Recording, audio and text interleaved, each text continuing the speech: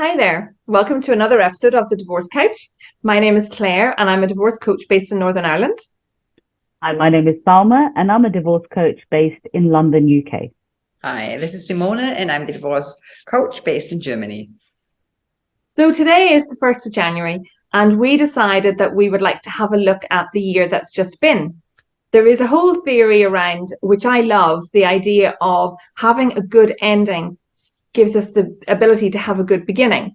So let's have a look back at the last 12 months and let's see, what are we proud of ourselves for? Where have we come from? Where were we this time last year? And let's look at the journey.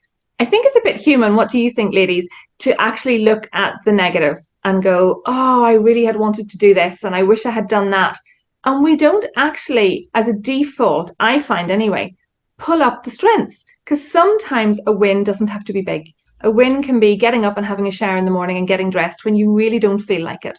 A win can be doing something with your children, even if it's really what you don't want to do. Whatever it is, these are wins that actually, if we could collate them together and pull them together to give us a sense of how far we've come and how much we've achieved, because no matter who you are, if you're breathing today, you have come a long distance in the last 12 months. So this is what we're going to look at. And then that gives us the chance to go, how are we going into 2023?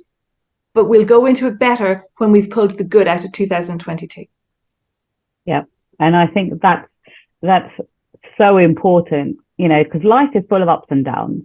Even at the best of times, it's never perfect. But when you're going through divorce and separation and everything in your world has turned upside down, sometimes the world is very dark and scary, and we can find ourselves, really just focusing on everything that's going wrong or not going, anywhere. Sometimes we are just stagnant. The process is stalling.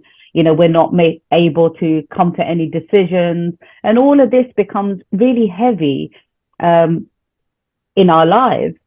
But actually, the fact that you're still here, however many months it's been, whether it's, in the early stages of the divorce or whether you're further down that process, you're still here and you've still made it through those hard times. And not to say, with that has been easy.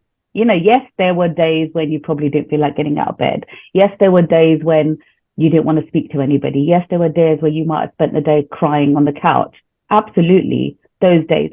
But there were also days where life felt like it was moving on, smiles of your children, the days out with your friends and your family. And I think that we forget those when we're in that sort of really dark space.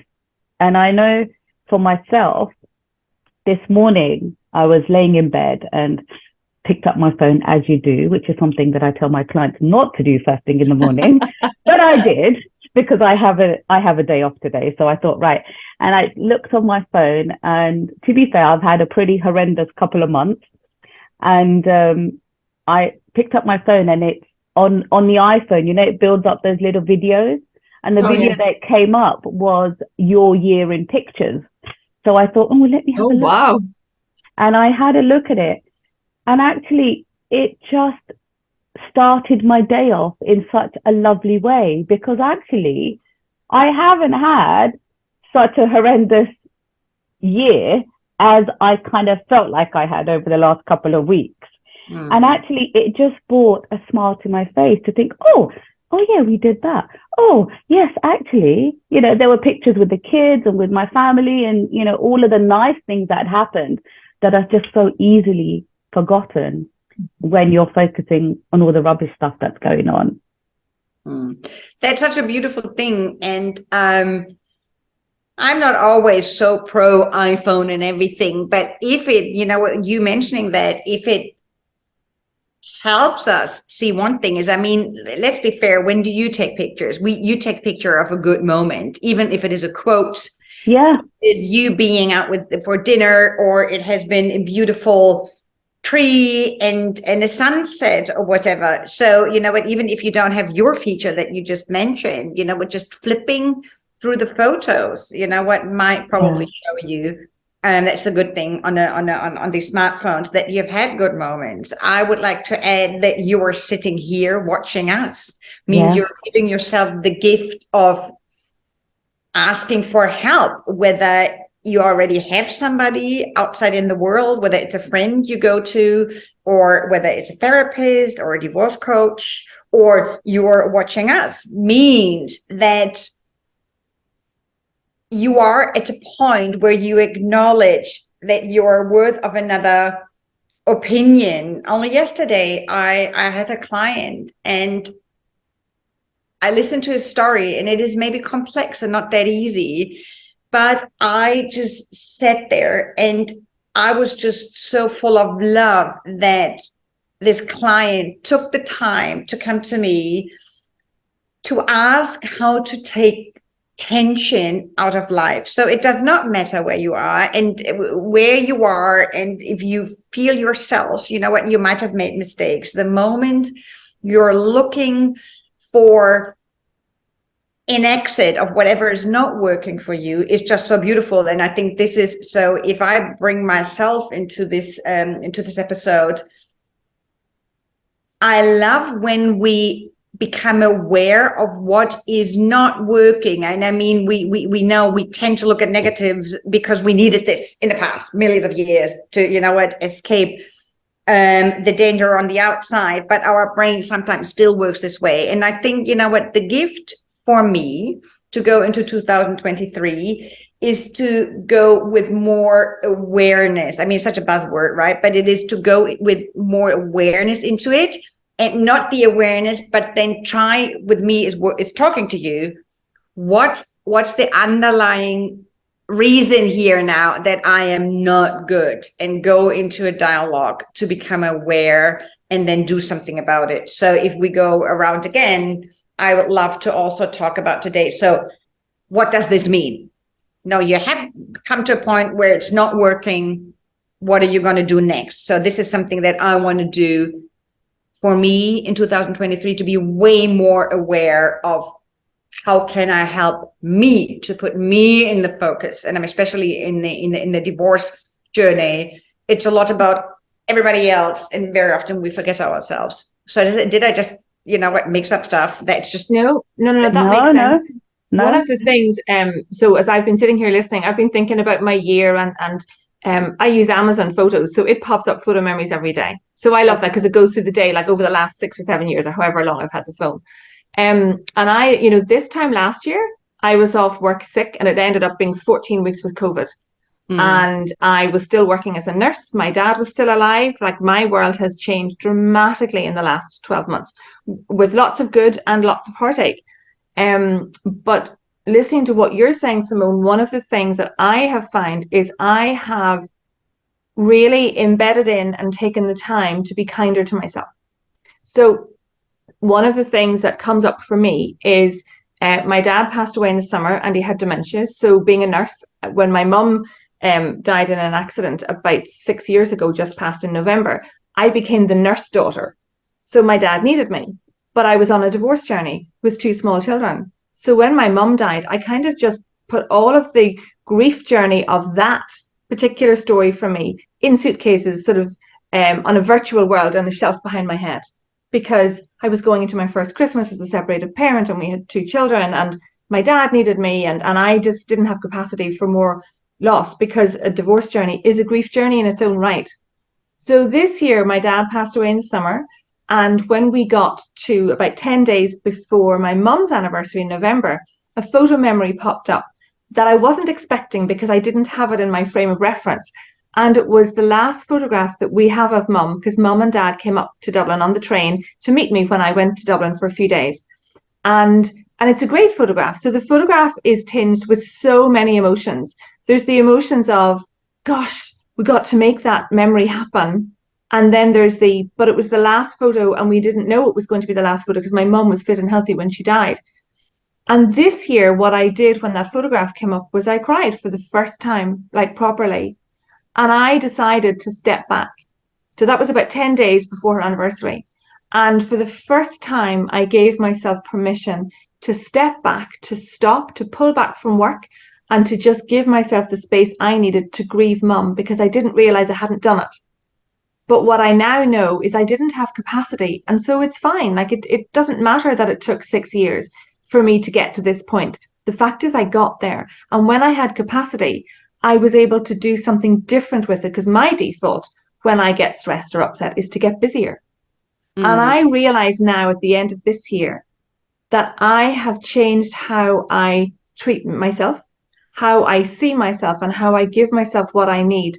So I'm going to bring that into next year, because that's been a really interesting learning aspect for me. And I want to do more of that, because I really feel the benefit of having been kind to myself. And I think, when I look back at some of the things over the last year, the self-talk that I've had is not what I would say to my best friend. I think we can probably all agree on that. Self-talk, we're our own worst critics. So I want to look back, and I want to look at some of the things. And I think using the photographs is a really good idea, because it's so easy to forget, especially if there's a lot of negative emotions in the recent past. That can overshadow so much. And yet there's the time that you guys came over to Ireland for a holiday. Like, that was fabulous. But in some ways it seemed like so long ago. But find a way, whether it's through a journal or a diary or your calendar on your phone or photos, to go back over the year and go, oh, that happened and that happened. And I'm going to do that over the next 2 or 3 days, because I haven't sat down to do it properly. But I think there's a lot of benefit in that, because I think I'll surprise myself and realize that actually there's a lot has been really good about my world and in the way I have treated myself. And if we don't treat ourselves well, how can we expect either other people to treat us well, or for us to be able to give out of a cup that is overflowing? Yeah. Can I just, listening to you, Claire, I think, it's really important to have the capacity to grieve. I also think it's really important to give yourself permission to feel the emotions that we consider to be negative. Like, for example,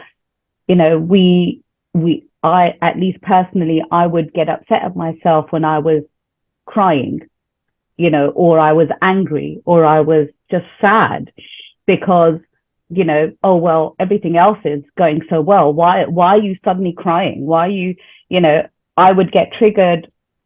Even recently, we had, as you both know, we had some sort of difficult news, and, threw us into this sort of roller coaster situation. And now that things have settled, I think when you're thrown into that situation, you go into robot mode, and you almost don't really find yourself dealing with the emotions that are there, because at that time, the priority is to get through that situation. Yeah. And then you might be sitting in front of the TV, and things in some ways are going, in a positive direction, and something would trigger you, a song on the radio, something that someone has said, or a photo that pops up, and the tears do flow. And rather than telling yourself that, why are you crying? Sometimes these are the thoughts that we're having, is, why are you crying? There's nothing going wrong right now. It's actually to be able to give yourself the permission to release those emotions, because they are there inside your body and they need to be released. And it's about giving yourself, once you have that capacity, is to give yourself permission to say, yes, actually, I have every reason to feel sad right now. Okay. And I'm going to sit with that emotion and explore it and let it out. Or I have a reason to be angry right now, and I'm going to explore that, and I'm going to release it. I'm not suggesting that you go out and you punch somebody, but find ways to release that emotion, because it is there inside you and it's simmering. And it's almost like, I think, Claire, you used this example once on one of our videos, where almost like if you've got, a bottle or a fizzy drink and you give it a shake, and if the top is on really tight, it is just there sort of expanding and fizzing and, just sort of bubbling away. And that is not going to be released until you release that button. And then that's when you start dealing with your emotions. And then once you've dealt with that emotion, in some ways, you can go on and start focusing on the good things in your life.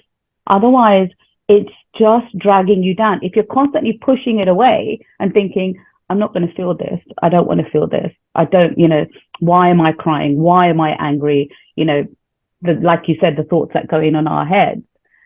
It's about just saying, actually, let me just stop for a little while and let me see what's going on here, and releasing that.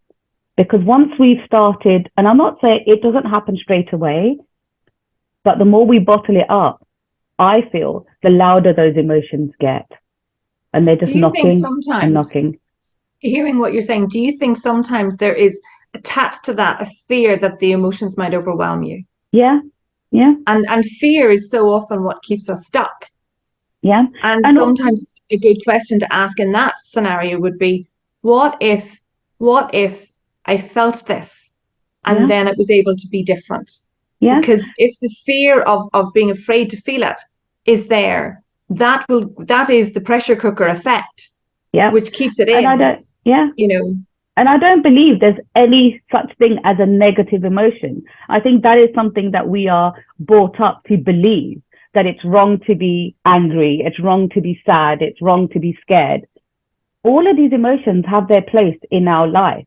Mm-hmm. And they all, in some ways, are telling us something that we need to process.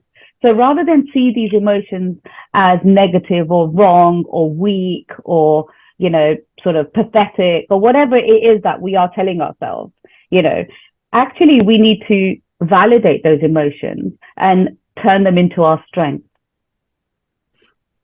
I agree. And I've joined LinkedIn as part of my business network. And there's a lot of probably amazing life coaches, but I have to say, I'm sometimes quite appalled by the positivity that is being spread. And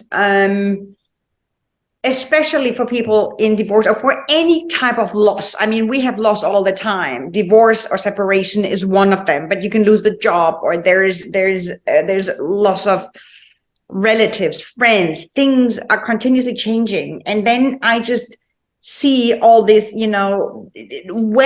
probably well-meaning, positive approaches. And I think, what? But where is this? Just ties into what you both said, and you especially, Salma. Where is the room to acknowledge that, yes, I want to grow, and I can see maybe mentally that, even a divorce is about growth. But if loss happens, the first thing that is triggered in me emotionally is not positive. And I think it is so important. And I really want to continue. And probably that's what I'm going to do in 2023. I will moderately post and respond if somebody does that, to say, but give the people permission to, yes, I want to be positive at one point, but can I please have the permission now to be in a not good space? I have this amazing friend, and we were talking about Christmas, and he says, I don't know what it is, but every Christmas Eve I wake up and I'm so tense. And I find, coming together with my family very, very difficult. And I said, I don't know what it is. So we happened to go on a walk, and I just put my listening coaching hat on. And then he talked about it. And it turns out that he had a very terrible Christmas Eve, because he said something must have happened. And it wasn't something abusive, but he never received presents because, they were in a financial dire time. And to him, being told Christmas is about, presents, and what did you get? And, all the songs are about snow, and we should be all happy. And every single year, he will probably be triggered that Christmas Eve is not safe. And it didn't stop there. You go back to school. That's when the children start talking about, hey, what did you get? Yeah. And, we need to acknowledge that sometimes, things are not easy. And that's what I actually wanted to say is, him talking about it now lets him anticipate Christmas Eve, because he says, okay, well, now I know, what am I going to do now? I said, now you have the power to work with that knowledge to make a a conscious decision, whether maybe when it's about gift unwrapping, because you no longer are in that state, you can give yourself gifts now, but maybe you say, you know what, when it's about the gift unwrapping things, I choose to take a walk, or I choose to come later for dinner, or you can talk to your siblings, just, you know what, to have some exchange. So now he can work with it. So yeah, to finish this thought, this positivity about things that should be positive are sometimes not positive. And I think we should just acknowledge that and give way more room for situations that are supposed to be not happy. You know what, you're supposed to be sad or angry or in thoughts, and just give it space. That's something I'm going to do for sure on LinkedIn in 2023, to give the people that read that the permission to have a different view. Maybe you're the key word. The key word is permission. You know, to give, giving ourselves permission for things is not always the easiest, because we will afford compassion and kindness to other people when we don't necessarily do it for ourselves. And one of the things that I've talked about before is the concept of masculine energy and feminine energy. And we as humans, we all have both. I would have worked very much in a masculine energy in my past, because I would be all about doing and, you know, making things happen and moving through and using energy to do it. Feminine energy is more about ease and flow and breathing and space and sitting with. And I think if we give ourselves permission to feel an emotion, not doing something is probably the hardest thing. Doing nothing or feeling like we're doing nothing is one of the hardest things for me. Like I literally get really angsty and I want to get up and move.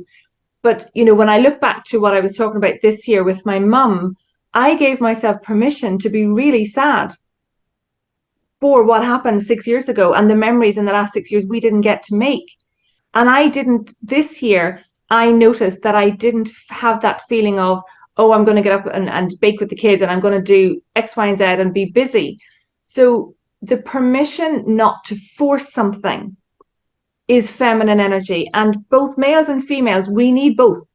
We need the masculine energy for the action, but we need the feminine energy to allow emotions to breathe. And I firmly believe that emotions are messengers. They all have messages, and none of them are going to cause us harm. They are all there to show us something that we need to see about ourselves or about the world or about our understanding of something. And if we can pull out the learning from the emotion, then we have gained. And we've gained massively. And when you're really sad because of a grief on a divorce journey, or grief because you've lost a job and your identity was with the job, or that somebody in your family has passed away or got ill, or whatever it happens to be, when you're able to let that emotion breathe, then you're able to find the gratitude behind it, that you had it in the first place, or that you had that love or that experience. And now the world is not how you wanted it to be, but what might come from that. You can take the good and take the learning, but not if you don't feel the emotions. So I really hear what you're saying. Yeah. And know what emotions you want to work with and which ones not, right? You know what, they're there, they have the space, give yourself permission to have them, and know, and this is now shifting in the cognitive part, don't work with it. You know what, when you're really angry, that's not the time to call after Christmas, especially. This is now not the time to call the lawyer, because you're so tight and tense and it was such a shit show, and you said, oh, I need to go out. This is now not the emotions or the feeling that you want to work with, and call the lawyer. Just know the difference. Yeah. And I think the important thing, and I know this is, lots of people have probably heard this, but if, you know, the quote that if nothing changes, then nothing changes. I think what these emotions are telling us is that something needs to be different. Something is not working for you. So it's about taking the time to work out, what is this emotion trying to communicate to me?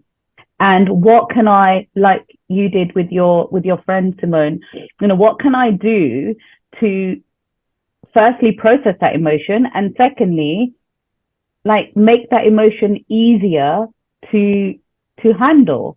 And there's always, and I think, you know, when we're up against a wall, you know, when we're in the middle of a divorce or a separation or a life-changing event, it's very easy to start thinking that you're up against a wall and there's no options here, right? We all go into that, you know, that, oh my God, this is, you know, like, I don't know, the end basically of life as I knew it.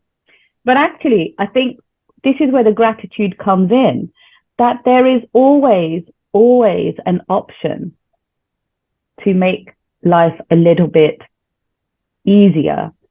And it's about looking for those options and thinking, okay, this is where I am. Now, what can I do to start moving forward? And I think it can be quite easy to get into a downward spiral of actually, there's nothing I can do. I don't know what to do. And it's not necessarily, and sometimes I think this is where people like us come in and do such an important role, because when we're sitting on the outside and life is looking like there are no options, as external, non-judgmental sort of, coaches, we can look from the outside and sort of help you find those options, help you look at the alternatives. We don't know the answers, because the options that are right for you will always be determined by you based on your personal circumstances, your strengths, your weaknesses, what is going to work for you at that point in time. But what we can do as coaches is help you sort of find the possible options, based on our past clients, based on the trainings that we've done, based on, lots of different theories that we might have studied. It's just about presenting our clients with, well, what about this? Or what about that? Or what would work for you? Or let's look at, one of the clients that I worked with recently who was, the crux of a lot of the stress that's going on in her life is about her being incredibly angry about the way things are panning out. Now, she doesn't necessarily have control over the way things are panning out, because we can't control how the other person is treating us or speaking to us or triggering us. But what we can do is find ways to sort of manage our own emotion so that we are not reacting every time, And I think, when I suggested this to her, that, well, did you have to respond? And, she stopped for a minute and she went, well, no, actually, I didn't have to, but I did. And I said, that's fine. Knowing that you now have a choice will help pave potentially your response next time, right? Because these triggers will always happen. But it's when we don't think that there's any alternative that we keep playing the same patterns. And I think this is a really important thing for when we look over our last year. And this is something that I, say to a lot of clients, is that, when something doesn't go according to plan, right? So you've had an interaction or you've done something and you've thought, wow, that was, you're laying in bed at night and you're thinking, oh my God, I'm so ashamed of myself. I shouldn't have behaved like that. I shouldn't have done this. I shouldn't have done that. Fine. Okay. You shouldn't have done it. But look at how you would do it differently had you taken the time to stop and reflect. Because once we start, this is something that I learned in the NLP course, is that go over the situation, not from I'm going to beat myself up about how awful I behaved, but actually I'm going to go over that situation and work out, what would I have done differently? How could it be better next time? Because then we're learning. Yes. Yeah. Oh, this is so cool. Sorry, you haven't finished, because I just... No, and I'm saying this is what, when we look over the last year at the good times, and then sometimes we're thinking about the bad times, it's about, holding on to the gratitude of the good times and acknowledging the bad times and thinking, right, how would I have behaved differently? But this now brings me into Dick Schwartz, the internal family system. Mm-hmm. You can also be grateful for whatever at that point, whatever internal voice made you do this, was some voice, some personality in you that tried to protect you. Absolutely. And if you come to a point and you sit with us or you speak with a friend because now you're at the point where you want to change, then you can invite another voice in, another personality within you. But I've had an encounter this summer, and I just love the whole change of perspective that none of us that we do that might, if you put it into I don't know, if you were going to qualify it, was that good or was it not? The idea that it happened meant it was supposed to happen because something in you was trying to protect you from something, or else we don't do these things, right? Because it is something as a response to an outside trigger that we say, whoa, whatever's happening here, I'm going to do this because I'm not willing to feel what maybe is more healthy. So that is also gratefulness, not only on the outside when you look at pictures. It said, well, give yourself a tap on the back. Pat on the back. Pat. And I love that you were here. Whatever brought you to this point, even though you might not like it because you feel you should have done it something differently, be proud of every part in you that brought you to this point. You haven't, you weren't broken. You were here, and that is something we should be really grateful for all parts that are in us, even those that you just mentioned that might not be nice, and say, yeah, but there was a reason for why they're there. And you decide, you know what, maybe I'm just going to give it a twist. Well, then, yay, you. Yeah. And, to kind of bring this to sort of a conclusion, listening to what you're saying, Simone, brings me right back to one of the core things that I know to be true, is our brain's only job is to keep us safe. That's it. It keeps us safe. And what it does to keep us safe is what's familiar. So if our brain's only job is to keep us safe, then we have the patterns that we have at the moment, because that's all we know to be safe and familiar. So familiar doesn't mean healthy, doesn't mean unhealthy. It just means it's familiar. So when we go through patterns and emotions and things, it's because the reason is for protection, as you were saying. And when we are at a place where we are able to and have capacity and have somebody in our world, whatever way that looks like, to look at something, I believe these things come up, blow up, explode, whatever it happens to be, because suddenly we're able to look at it differently and see that there is maybe something within this pattern that isn't actually healthy for me. And maybe if I look at it and become curious about it, maybe I can see what's going on and create a different pattern and change. So as we look back on 2022, we've talked about the idea of using your photos in your phone, or your photo memories, or something like your calendar diary, or just things that you have remembered. Look back and become curious. What are the things that you could really feel are worth celebrating that maybe you haven't noticed? Because I think when you draw up the list of what's worth celebrating is probably an awful lot longer than you will initially think it's going to be. And that in its own right allows you to pull out of 2022 things about you that you didn't give yourself credit for. When you then find the other list of the things that you're maybe not as proud of, or the things that were difficult, the first thing we would be saying is congratulate yourself that you made it to here, no matter how difficult, because that in itself is a win in its own right. You're up, you're breathing, have a cup of tea or coffee, you have made it to here. Then look and go, if you're able to look at something with the eyes that say, I did the best way of coping with that I knew possible at the time. But if I could go back with the me that is today, would I do things differently because I'm different to who I was at that time, whether it was June or July or whatever it happened to be?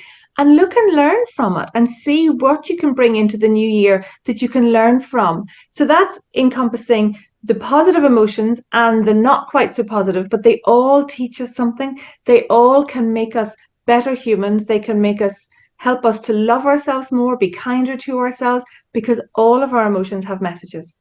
And when we listen to the message, we can leave the strength of the negative emotion behind because we've pulled out of it the thing that we've needed to see. So we would love you to give yourself the gift of taking a bit of time and looking at the past year before you go right headlong into this year. Take some space. Create a pause, go for a coffee in a coffee shop, go for a walk on a beach, whatever it happens to be. But look back with me and beach. It's me and a beach always, even in the rain and the wind. But take the time and look back with curious eyes to go, what am I proud that I have achieved? And if there are things that you don't feel proud of yourself, acknowledge it. Don't try and push it away. Don't beat yourself up because you did the best you could at the time. But what might you do differently if the same circumstance happened again, and learn from it? And that in itself is a win that deserves to be celebrated because you're now in a different place and you do have options, as Salma, you talked about. So we would love you to like, share and subscribe this video. We hope you found it helpful for the beginning of a year, and we look forward to you joining us on the couch in our next episode. Bye. We'll see you in the new year. Bye. Bye.